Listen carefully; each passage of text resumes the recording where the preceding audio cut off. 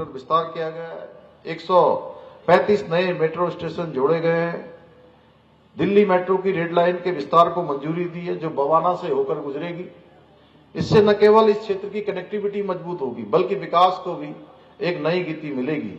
इसके अलावा Delhi Meerut express way, Aligarh से महिपालपुर तक, अर्बन एक्सटेंशन रोड, द्वारिका से खिड़की तक द्वारिका एक्सप्रेस वे, प्रगति मैदान में integrated transit corridor, Delhi Meerut rapid rail transit system, western eastern peripheral express का निर्माण और एक दिल्ली से देहरादून एक्सप्रेस वे का निर्माण।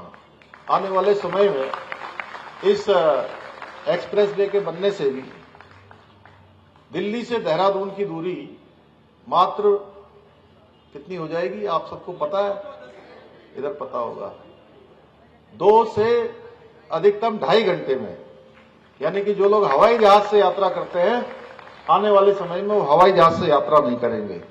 इसके अतिरिक्त आज गरीब कल्याण अन्न योजना में 72 लाख लोग इस योजना का लाभ उठा रहे हैं। इतना ही दिल्ली के 30,000 से अधिक गरीब परिवारों को घर देने का काम भी मोदी सरकार ने किया है।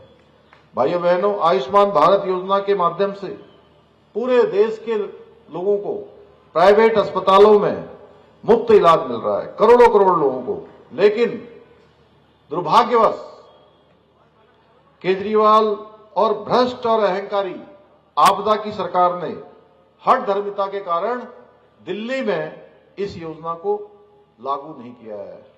भाइयों बहनों, यहां बड़ी संख्या में मेरे उत्तराखंडी भाई बहन भी उपस्थित हैं, इसलिए मैं आप सभी को बताना चाहता हूं कि आज आदरणीय प्रधानमंत्री जी के मार्गदर्शन में उत्तराखंड देश का अग्रणी राज्य बनने की दिशा में तेजी से आगे बढ़ रहा है। जहां एक और सतत विकास के नीति आयोग द्वारा सतत विकास के लक्ष्यों को प्राप्त करने में उत्तराखंड पूरे देश के इंडेक्स पर पहले पायदान पर आया है, वहीं आज युवाओं को रोजगार देने के मामले में भी अग्रणी राज्य के रूप में उभर कर सामने आया है। पिछले 1 वर्ष में 4.4% की कमी लाकर बेरोजगारी दर कम करने में भी हमने राष्ट्रीय औसत को भी उससे भी अधिक प्रगति की है। इसके साथ ही हमने उत्तराखंड में बहुत सारे ऐतिहासिक निर्णय लिए हैं सांस्कृतिक मूल्यों को बनाने के लिए, उत्तराखंड के मूल अस्तित्व को बनाने के लिए, उसको बचाने के लिए।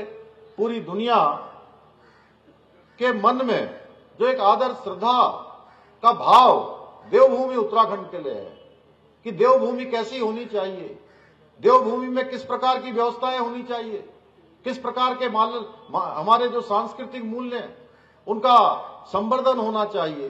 भाइयों बहनों, उस दिशा में हमने काम किया है। चाहे लैंड जिहाद हो, चाहे लव जिहाद हो या थूक जिहाद जैसी घटना, ऐसी घृणित मानसिकताओं के खिलाफ भी हमने कड़ी कार्रवाई की है। चाहे धर्मांतरण रोकने का कानून हो, दंगा विरोधी कानून हमने यहां लागू किया है। जब मैं लैंड जिहाद की बात